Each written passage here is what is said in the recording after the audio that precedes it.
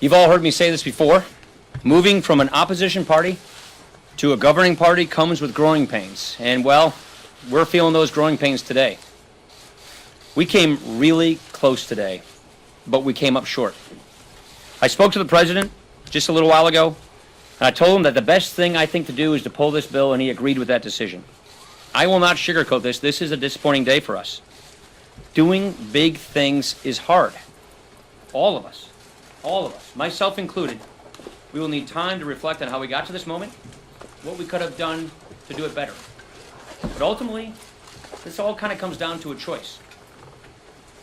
Are all of us willing to give a little to get something done? Are we willing to say yes to the good, to the very good, even if it's not the perfect? Because if we're willing to do that, we still have such an incredible opportunity in front of us. There remains so much that we can do to help improve people's lives, and we will. Because I gotta tell you, that's why I'm here. And I know it's why every member of this conference is here, to make this a better country. We want American families to feel more confident in their lot in life. We want the next generation to know that, yes, the best days of this country are still ahead of us. I'm really proud of the bill that we produced. It would make a dramatic improvement in our healthcare system and provide relief by people hurting under Obamacare. And what's probably most troubling is the worst is yet to come with Obamacare. I'm also proud of the long, inclusive, member-driven process that we have. Any member who wanted to engage constructively, to offer ideas, to improve this bill, they could. And I want to thank so many members who helped make this bill better. A lot of our members put a lot of hard work into this. I also want to thank the President. I want to thank the Vice President. I want to thank Tom Price, Mick Mulvaney, and the entire White House team. The President gave his all in this effort. He did everything he possibly could to help people see the opportunity that we have with this bill. He's really been fantastic. Still, we got to do better, and we will. I absolutely believe that. This is a setback, no two ways about it. But it is not the end of the story, because I know that every man and woman in this conference is now motivated more than ever to step up our game, to deliver on our promises. I know that everyone is committed to seizing this incredible opportunity that we have, and I sure am.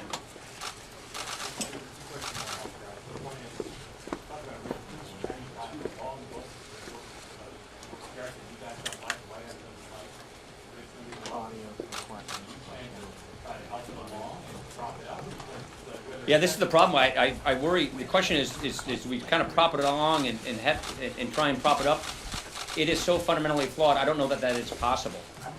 What we're really worried about is, and you've heard me say this all along, is the coming premium increases that are coming with a death spiraling healthcare system. That is my big concern. We just didn't quite get consensus today. What we have is a member-driven process to try and get consensus. We came very close, but we did not get that consensus. That's why I thought the wise thing to do is not proceed with a vote, but to pull the bill and see what we can do. But I don't think the law, as it is fashioned or anything close to it, is really going to be able to survive. We'll see. We're going to go back and figure out what the next steps are. Yeah. Can you explain if it is the conservatives and the Freedom Caucus who effectively wrote out this record are they responsible for the impeachment? Well, I don't want to cast blame. There is a block of no votes that we had that is why this didn't pass. They were a sufficient number of votes that prevented it from passing, and they didn't change their votes. We were close. Some of the members of that caucus were voting with us, but not enough were, and therefore, and I met with their chairman earlier today, and he made it clear to me that the votes weren't going to be there from their team, and that was sufficient to provide the balance to not have this bill pass. You all swept the House one majority with the Congress with no Obama. Majority in the Senate with the Congress. That's right. with no Obama. The White House with the Congress with no Obama.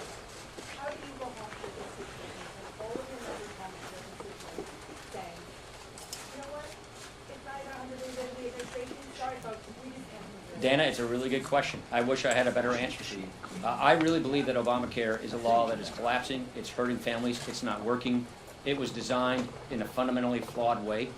We believe this bill is the best way to go, but we just didn't quite get the consensus to get there. Yeah. The bottom line is Obamacare right now remains the That's law right. of the land. Is that going to change in 2017? yeah, I don't know what else to say other than Obamacare is the law of the land. It's going to remain the law of the land until it's replaced. We did not have quite the votes to replace this law. And so, yeah, we're going to be living with Obamacare for the foreseeable future. I don't know how long it's going to take us to replace this law. My worry is Obamacare is going to be getting even worse. Actually, I think we were probably doing the Democrats a favor. I think we were doing the architects of Obama a favor by passing this law before it gets even worse. Well, I guess that favor is not going to be given to them, and it's going to get worse. And so I don't think the architects of Obamacare, I'm sure they may be pleased right now, but when they see how bad this thing gets, based on all the projections we're being told by the plans that are participating in Obamacare, I don't think they're going to like that either. Look, 5 states, you got one plan left, one choice. Over a third of the counties in America, one plan left.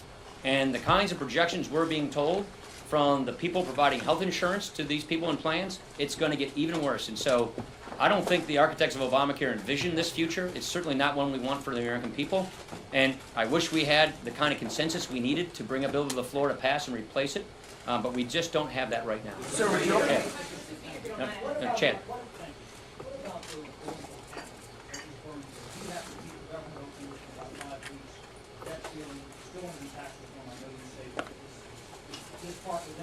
Right.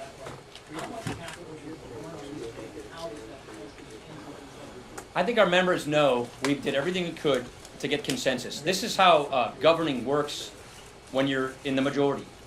We need to get 216 people to agree with each other to write legislation. Not 210, not 215. We need 216 people in the House to agree with each other on how to write a piece of legislation. We didn't have 216 people. We were close, but we did not have 216 people. And that's how legislating works. And so now we're going to move on with the rest of our agenda because we have big, ambitious plans to improve people's lives in this country. We want to secure the border. We want to rebuild our military. We want to get the deficit under control. We want infrastructure, and we want tax reform. The last question you asked me about tax reform, Chad, yes, this does make tax reform more difficult, but it does not in any way make it impossible. We will proceed with tax reform. We will continue with tax reform. That's an issue I know quite a bit about. I used to run that committee. I spoke with the President, the Treasury Secretary, and his economic advisors earlier today about tax reform. So we are going to proceed with tax reform. This makes it clearly more difficult. You know how the numbers work. It's about $1 trillion. But that just means the Obamacare taxes stay with Obamacare. We're going to go fix the rest of the tax code. I don't think so. I don't think this is prologue for other future things because members realize there are other parts of our agenda that people have even more agreement on what to achieve. We have even more agreement on the need and the nature of tax reform, on funding the government, on rebuilding the military, on securing the border. This issue had a big difference of opinion, not whether we should repeal and replace Obamacare, but just how we should replace it. And that is the growing pains of governing. We were a 10-year opposition party where being against things was easy to do. You just had to be against it. And now, in 3 months' time, we try to go to a governing party where we actually have to get 216 people to agree with each other on how we do things. And we weren't just quite there today. We will get there, but we weren't there today. Yeah. I was wondering if you wanted to move ahead with phase 3, if you guys phase 2, and Go down there and just have them get on that first and step, also sort of with the podium to start to right? That'll The conference is let down. The conference is disappointed. The conference, we were on the cusp of fulfilling a promise that we made. We were on the cusp of achieving an ambition that we've all had for 7 years, and we came a little short. We were close, but not quite there. On your other issues, this bill would have made what we call phase 2 much, much better. Nevertheless, I think there are some things that the Secretary of HHS can do to try and sort of stabilize things, but really we needed this bill to make it better. For instance, risk pools. We believe the smarter way to help people with pre-existing conditions get affordable coverage while bringing down the healthcare costs for everybody else is through reinsurance risk or risk-sharing pools, which this bill supplied for the states.